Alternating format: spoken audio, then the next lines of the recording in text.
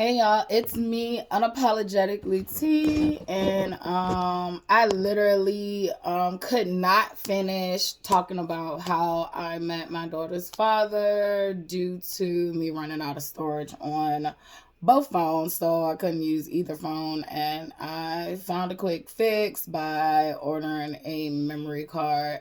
My goal is to actually start using a camera. That way, I don't have to worry about all of that. But if the memory card works out, then it's gonna remain janky, regular, raw, authentic productions.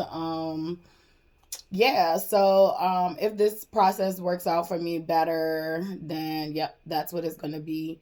Because I do like that I don't, have to take out my dinosaur of a laptop and wait and upload. Like I had a laptop for a long time. And then I did invest in myself when I had a business, and I bought a new laptop which was supposed to have more memory and was supposed to have faster processing, and it is worse than the older laptop. This new stuff they building is just not that great. So yeah, if I can't, I feel like I will wait for the camera and all that stuff until I can invest in the camera probably and a decent laptop, because the videos already take such a long time with loading on the phone. So I would think it would probably take even longer on my snail laptop. So but yeah, so I think where I left off at was I think I left off where he wanted me to come out in the cold with my newborn child, and I was like, no, you can catch the bus. And I just felt like he never put forth any effort. Had he that day, took the initiative and caught the bus to my house, I would have dropped him off wherever he needed to go and asked my mom could she watch the baby. But I wasn't bringing my baby, outside. And I breastfed and all that stuff. Like, so me and her was super attached at that time. And I still, if he would have put that initiative, I would have, did the next step and been like, okay, well, I know you need a ride home. Either I or my mom could take you. It probably would have had to been me because my mama ain't like him. But um yeah, so that was just like the whole story, kind of like pre Dick's, how he would be far as a father. Like he definitely did not see her until, so like with that situation with him and the girl. And I think I talked about how I was in the hospital doing homework, and I texted him because I felt like I was selfish for not letting him know his daughter had been born, or not letting him be a part of the process. However, I do look back on it, and I wouldn't have wanted somebody with fucked up energy in the birthing room with me while I'm giving birth to my child, because that's already extremely, traumatizing ordeal. So, and you want to be surrounded by love. You don't want to be surrounded by confusion and chaos. So I, but the moral of the story is when I became a mother, when I locked eyes with my daughter and realized, and I call her my daughter because I've been raising her, but biologically it's both our child, and she does, present as both of us and so many others and herself. And I will say that,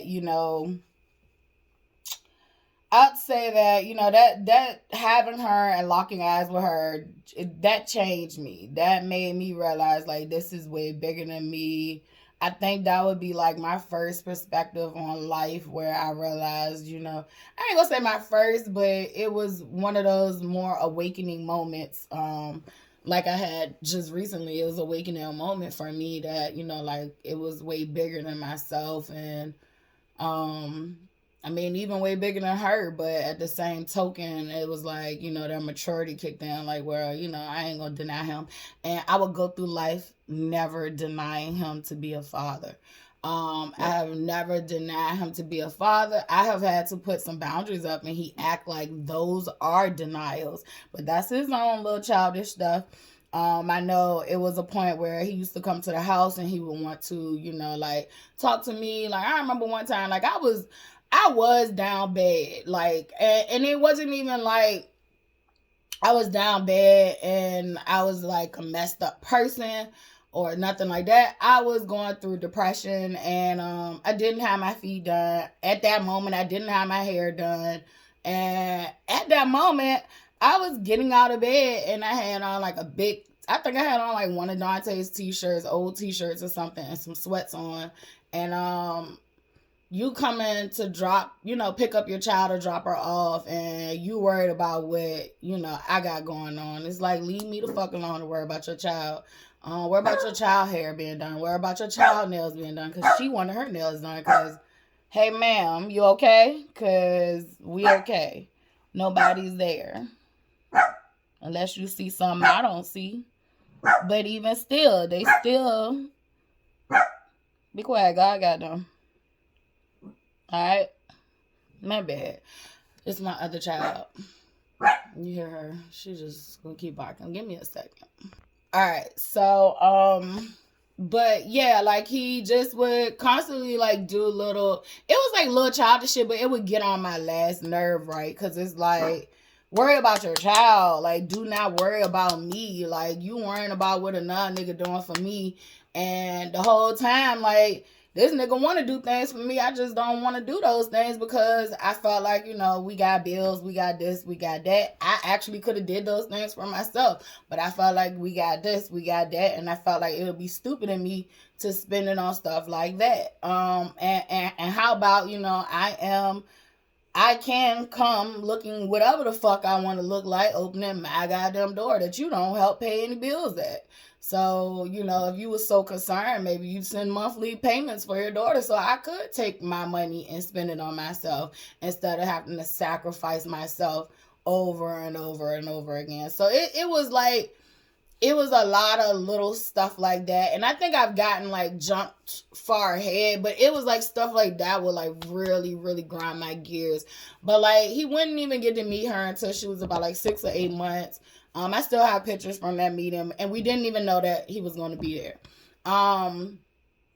So his adopted mom would send me money each month when I was pregnant, and I'll never forget that. I appreciate that. I don't know if I talked about that in the other video because it's been some days since I did the other videos, but I did, like that's who he took me to meet when we, started getting serious and all that stuff. So I met her even before I got pregnant. But after I got pregnant, I did think I talked about, like nobody kind of wanted me to keep my daughter because they did see that I had this quote unquote future. However, that fueled my fire once I realized that there were other women out there doing it. That fueled my fire, and I felt like, I was going to do this too. And it's also like I forgot about a story about a teacher. Like I told you, I was in the hospital doing homework. That's because I had like a full-time, I think. It was a full-time or either like a high part-time schedule. So it might have been 9 credits instead of 12, but I think it was actually 12 credits back then. I can look at my transcript and verify. But, I had asked a teacher, and I didn't know her, and she didn't know me. She just had a section of a class that was ideal timing for me, but hers was full. She did not, have, like, she still had space for more overrides. Like, when I tell you I got immersed into school, like, I knew certain things, like, okay, well, this class is full, but you can see how many seats have been filled and how many seats the class hold, and you can see how many overrides probably the professor has given, if they've given any. She had given overrides, and it wasn't a lot, so I think it was probably like 2 overrides. So I was like, where is one more butt in the seat? And I'm determined, and I ain't gonna waste her time. So I remember reaching out to her, and I remember telling her, like, I'm pregnant. I really need this class so that I can hurry up and graduate. And, and that I was transparent with her and let her know that I was going to be giving birth that semester. However, I don't play about, my grades, and I would do what I had to do to stay up, but your time fits my schedule. So she projected onto me her own life experiences. I remember, I never forgot it. It crushed me, and I'm telling this story because maybe you're a person in a position to help another woman out in this position. But she definitely projected her limiting beliefs onto me, and it hurt my feelings. She had told me that basically it didn't make me feel no type of way towards her, but it hurt my feelings because I knew what I was capable of, and I knew what I wanted to do, and I was going to do it. And I was going to do it regardless of her, but her time would have made my life a lot more easier. So what she ended up doing was projecting her insecurities onto me about her experience as a first time mom, because she had just had her kid and was returning back to work, and she felt like it was going to be a lot on me and that I wasn't going to be able to keep up, and that she suggested that I just focus on me and my baby. And that was all fine, but ma'am, you projected all your shit onto me. That was not my experience as a mother. I'm not gonna say it didn't take a toll on me what I did. It definitely took a toll on me, right? But at the same token, I could do it. And what she ended up doing was making me select a class that did not fit my time slot, and I had to even work even more hard just to make sure that I got up and made it to that class, because she felt, that her birthing experience with, and she was married.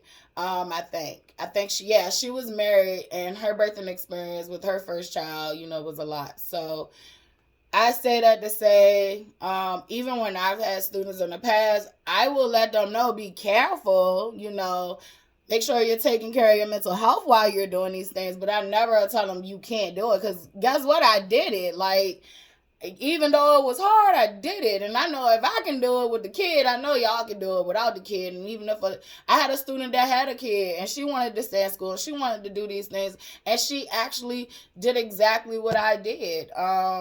I'm not gonna say exactly, but she did what I did, and she ended up, finishing that semester while having her daughter. And I felt like I was 100% in support of that. And maybe because of my view, what that teacher did to me, I definitely, wanted to make sure I never projected that onto other people. But that's just a tidbit that came out. I don't know who needed to hear it, but somebody did. But yeah, like, so I literally, like, I did not have the support initially, but people did start to get on board once they realized that I was serious. And I will always find that out in life. Like, you can come to people with business ideas. You can come to people with career changes. 9 times out of 10, not everybody's going to be in support of you. And in my cases, usually no one really close to me is in support of me. It usually ends up being people that are on the outside that believes in me. And it's crazy that it works out like that. But sometimes the people closest to you do not believe that you are that serious until you show and put forth effort. I choose not to have no hard feelings about that. Some people do, to each his own. But I definitely felt like at the beginning I did not have the support, of being a mom. And then after, everybody saw I was serious, I did get the support. His adopted mom, I wanted her to meet Charlotte. She had been supporting us, while I was pregnant. I wanted to take her down there to meet him because he was from another state, and but he was living here, but he was from another state. So I ended up going and taking her to see her, and he ended up being in town, because I don't know if I discussed, but the girl who he was messing with in the apartment, he ended up getting her pregnant, ended up getting in trouble here, ended up going back to his original state. And So I knew he was there, but I didn't have any contact with him, nor did I really care. I did want him to see his daughter, but that was on him. I know his family had to tell him I was coming. It wasn't like I did this pop up visit, so I just was like, he know I'm here. Like if I done came all this way, like I ain't even tripping. So anywho, I ended up taking her down there to see her grandmother, and it was a nice visit. We laughed. One of the first things that came out of the mouth, like I said, I don't know if I'm repeating stuff, but this is for me to get back in the loop. But one of the things that came out the sister-in-law's mouth was, that he's lying. That is his baby. So that meant he was going around telling people that want his baby. And like I chuckle at that shit to this day because like fool, you would have been a fool. You would have wasted your money at the court trying to get a paternity test for her because like you just been a fool. Like I've said over and over again, when in a committed relationship, I am committed. Now, if you want to be loosey-goosey with fucking titles, that's on you, and that's your problem, and you should have stepped up and been a man. But when in a committed relationship, I am committed. I have been committed in committed relationships where people have not been committed to me. I have learned that, and I've never cheated out of retaliation or none of that stuff. Like, I feel like now, if a nigga don't want to be, if he wants a committed relationship and states he wants a committed relationship, but he does not show commitment, it's just time for me to go. I'm not sitting there being a goddamn fool for nobody no more. Like, Dante was the last one, unfortunately for you guys, but fortunately for me. He was the last one that I was going to play a fool to, so, yeah, but that would have been him. He would have wasted his money, and that would have just been that.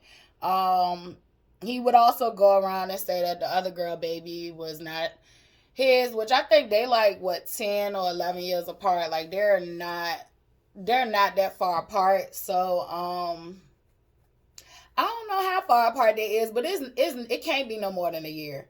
But yeah, he was going around telling people that wanted the baby, but secretly going to see the child and all kinds of stuff. Like the relationship that him and his other baby mom has, I can only base it off of what he says because me and her don't talk as much. And I feel like he tries to make sure we don't talk as much, which confuses me because, nigga, I don't want you. I have made it clear I don't want you. I have made it clear that you have burnt that bridge and it is ashes.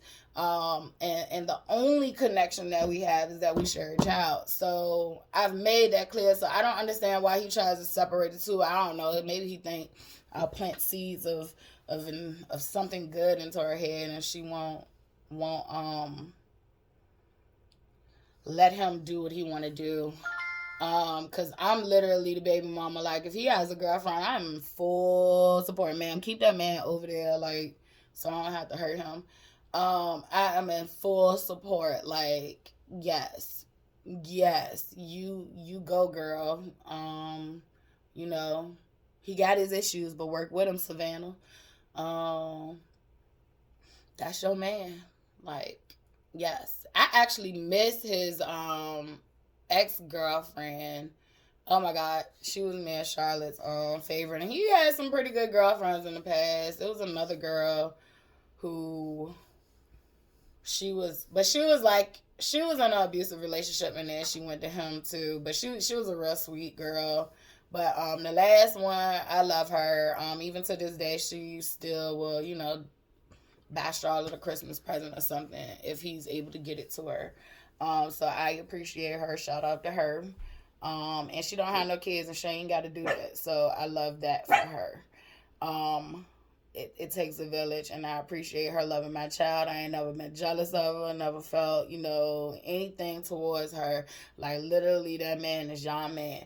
I don't want him. But I do wish, and I wish, I still hope for this, that, my daughter could get to know her brother. She's probably seen him a handful of times. The first time I took her to go see him when he was a baby. Like, I don't be playing about this stuff because my father did not keep us, as close as he should have. Like, And then when he did do certain things, he had favorites, and then that caused confusion and jealousy for no fucking reason because I'm not that type of person. I know Charlotte's coming. Let me pause because the kid's coming. I'll be back. But anyway, so I'm back. And I would say, yeah, I would hope one day like they could have a relationship, know who they are. Cause like I met my brother for the first time when I was like really, really young, and I remembered him, and it was like instant like love at first sight for a brother though, and like not no weird shit, but like it was like, oh, that's my brother. I know that's my brother. Like I could feel it. And I was really young, and I wouldn't get to see my brother again until I was about like 15 or 16, and I had a Jeep that had 20s, but it wasn't lifted high enough, so it would rub, and so my tires would wear down like pretty quickly. And one day I went to a tire shop and saw my brother, and I was like telling my mom like, oh, he that looked like my brother, like, and he looked the same since when I was a little girl. And I was like, I probably didn't look anything the same, but I was like, that's my brother. And she was like, he do look like your daddy. And then I was like, yeah, that's my brother. And so I went over there to him, and I was like, is your dad, such and such? And he was like, yeah. And I was like, oh, well, I'm your sister. And that's how me and my brother would reconnect in life. And, always after that connection, like we always kept in touch. And look, I'm my siblings' keepers. So, like, if my siblings needed help with anything, like, I'm that one that you call or you go to. Even though I am the youngest, I am that one. And I do have, a sister who is older that I can call on and go to her. I'll give her that, and she can call on and go to me. But we don't do that much for each other because we try not to use each other. But yeah, anything that a sibling had needed, like I would try to be there. So I don't want that for my child though. I would like for her to, know her brother and not have to meet him in a random place and be like, oh, that's my brother. You look like my daddy. So yeah, I mean, from there on out, it's just been chaos and confusion. He would not, so he'd see her that day. He would end up seeing her that day. And it's actually funny because that day that we brought the baby down, I think we also end up I end up taking him to go meet his adoptive mom for the first time since he was little. I mean, his biological mom, excuse me, for the first time since he was little. Like, it was like this emotional event. And, like, I was really hoping that would bring him some closure, like, but it didn't. And that's not my story to tell. But at the same token, like, I do remember experiencing that with him as well, him meeting his mom for the first time. And, yeah. He would not see his child again, for a very long time. However, his adoptive mom would I would let his adoptive mom and her husband his biological mom and it was her husband, I think, at the time, or somebody she was really close to. Anyway, like, it was just a weird story. One day they broke down. They was in between states, and they didn't really have anybody to rely on, so they ended up calling me because I think his biological mom had ended up coming one time also to come see LC. And so, like, we had started to form our own connection, so it wasn't just like, I was just giving her to these random people. But I still don't know much about them, but what I know they tell me, or what I know from other people. But there was a bond starting to be built. I can't say she was always crazy about her grandbaby. I don't know how she is with her kids, but she was crazy about LC. Matter of fact, I can't say LC's dad's side of the family is crazy about her, period. And You know, I did have a lot of trust issues, definitely with them being in another country and stuff like that. So that's held me up from like going over there. But I'm done with that. Like family is family, and we gonna be a village for Elsie. She need to learn her culture, and you know, she has a set of culture over there that she hasn't even touched or learned about as much. Besides hanging out with her Venezuelan best friend. So, um, but yeah, like I think what happened was they ended up breaking down. Well, the husband ended up. Well, no, the biological grandmother ended up breaking down to go get the husband. He had like a contractor job somewhere up north, and it was like in between me. And so I definitely stepped in. That's the type of person I am. I stepped in, and like you know, family is family. You know, we gonna go get him. And you know, like went up there and got him, brought them back. And I think somebody else was working on the car situation, but we figured it out and made it work. Um, but I think ever since I stepped in for that, he would in turn step in. And when he was coming back and forth between the states, he would, you know, offer to get Charlotte and bring her back to the state where the biological grandmother lives. So, you know, I did get help at certain times, but like I said, it was never like this consistent help. When they broke up, that stopped. And you know, like once again, I'm left doing this by myself. However, I always say kudos to my mom and Dante. They probably was like my most consistent help. However, I do have people in my life who has helped, so shout out to y'all as well. Her dad would not her dad wouldn't even like try to be a father until he saw me post pictures with Dante. And like I stated in the previous videos of me telling how me and Dante met, um, basically like I didn't even um start posting him until like after a year of us even like talking to each other. So like he would not even make it on my social media account. Like some friends knew I was talking to him, but it wasn't that many. But he wouldn't even make it on my social media account until like a year after we had even started talking. Um, so that puts LC probably at the age of probably like 3 two it's probably like two about to turn 3. So that mean that he did not try to step up and be a father until then. Like he hadn't bought her a sock, he hadn't bought her a diaper, he hadn't bought her a goddamn thing until he saw me with another man. Now what he would do what he would do is call me and tell me, oh well, her hair got crooked parts. And like shit like that would set me off back then. Like even as childish as it may seem, but that was his way of digging. Like it's like, okay, well I can't talk about nothing else you're doing because you're doing a great job there. But you know, like her part a little crooked, and like her part probably was a little crooked, but who gives a fuck? Like, are you gonna pay for her to get her hair done? Until you can pay for her to get her hair done, her mama gonna put crooked parts in her hair. Her mama gonna experiment on her hair. Like until you get her hair done. Like so shut the fuck up. Like I used to go off. Like I ain't gonna lie. I'm not gonna sugarcoat it. I used to cuss that man out like nobody's business. Like I was a sailor on a ship and ready for a fight. Like I would go in on that boy. It wasn't until I met Dante where he was like, bro, you cannot keep letting people get you out your square like that. Like, you know, you gonna have to figure out another way to handle it. And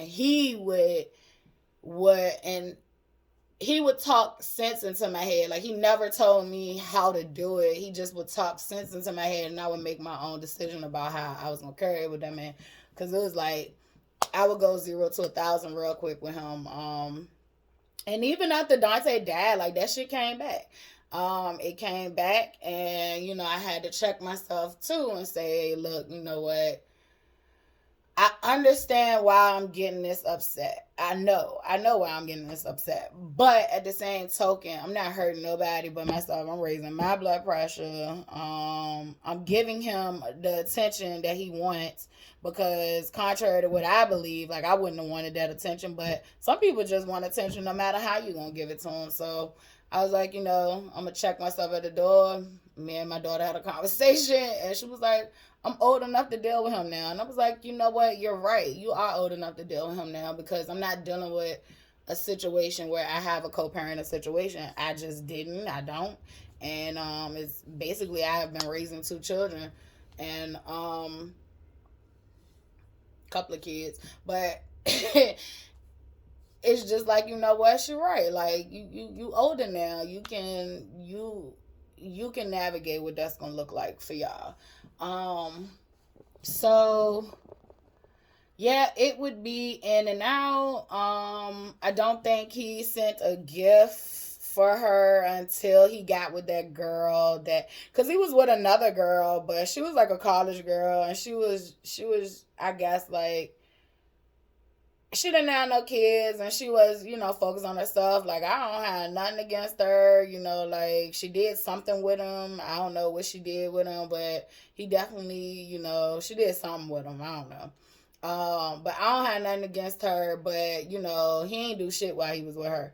He definitely did, for her when he met that girl that was in the abusive relationship. Like I liked her. She had kids and she was trying to figure out her own stuff, but she definitely told him the importance of, being a father and making sure you did for your daughter. And I really think she was the one buying that shit because it did not seem like he cared. But a care package was sent, but it it still happened after the fact. I was with Dante. A care package was sent. Me and the girl would talk back and forth, but then she would end up going back to her um I think it was her husband. She would end up going back to her husband, and so that shit fell off again. And then he ended up meeting the girlfriend that I say I like, his ex girlfriend, and she would end up, I could definitely see a difference. However, it still would be moments where, like a woman can't make a man be a father anyway. Like she could suggest, like I would with Dante, like it's a possible another child out there. Like I used to be like, I'll pay for the DNA test. Like, we should know. Like no children should be left behind. But it's like, you can't make nobody do nothing and that's that. So I do, that's why I say I always fuck with Brandon because he did the most when he was with her. But I know at the same token though, she couldn't still make him be the father that he should have been. Um However, he did the best with her. However, he would go missing for years. I don't know if that was because he was locked up. I don't have the answers. He would never tell us. So, yeah, my daughter definitely had a situation, and I too, where it was just like this inconsistency. And even though I wanted to be like, you can't keep walking in and out of my child life, I still felt like, it's not my place.